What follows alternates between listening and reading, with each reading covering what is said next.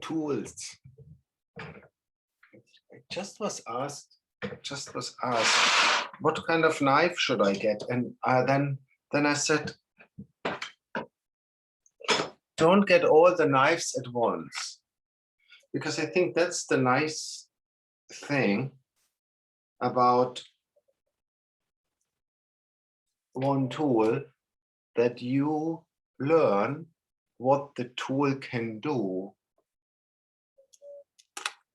responding a material. So you will learn the material through the tool, but through the material you learn also what the tool can do. Yeah. So this is the most simple and one of the most practical knives. Mora kniv, just 20 euros max. It comes in different versions, but I always recommend the shortest one. It's a longer one, and then the more classic one. But for actually working with wood on that size, the length is perfect. And try not to get the children's version that has here kind of a shield to protect your hands. That is absolutely not helpful. I don't even think it's for kids helpful. You learn also how you can harm yourself with a tool from, harm yourself. So, and then with the time, you will get actually to the limits of what that tool can, or you will learn how difficult something is to do with that tool. Yeah, Jonah, here I have these kind of things.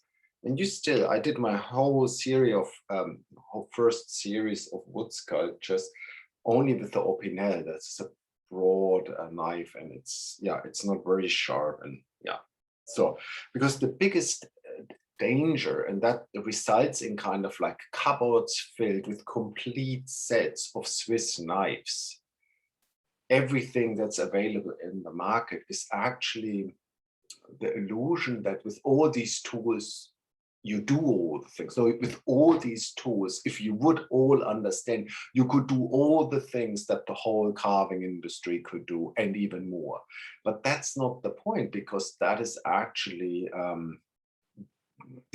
confusing you what you can do, because it's not like everything you want to do. You learn from and understand from each actuality these two meet in front of you.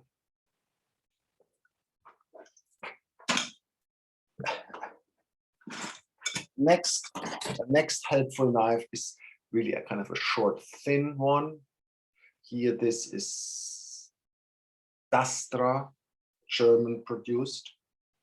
Yeah, that is a kind of nice correction if you need to go into details like these holes here. It's pointy. That was the second one. More advanced version, it's kind of a spoon knife, is that.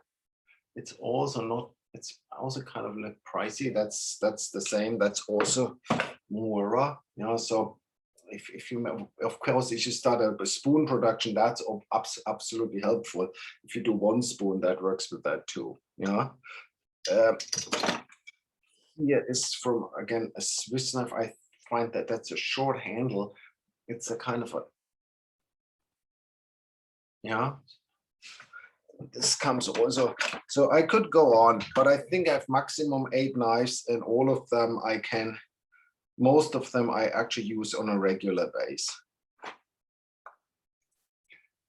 I think that doesn't count as in the realm of whittling, but of course, if you approach wood different with that knife, no, so even here we have kind of consequences and understanding, but also possibilities that have consequences to what the form can become. Last thing, I think that's precisely the difference.